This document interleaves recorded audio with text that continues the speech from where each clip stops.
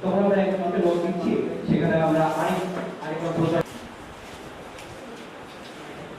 আসসালামু আলাইকুম।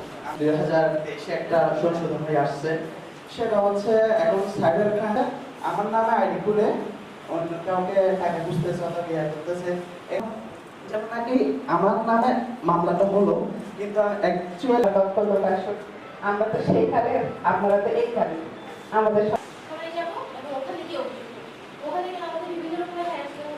কেউ আসা একটা মানুষ, তো সেই জায়গায় আমি আরো আমার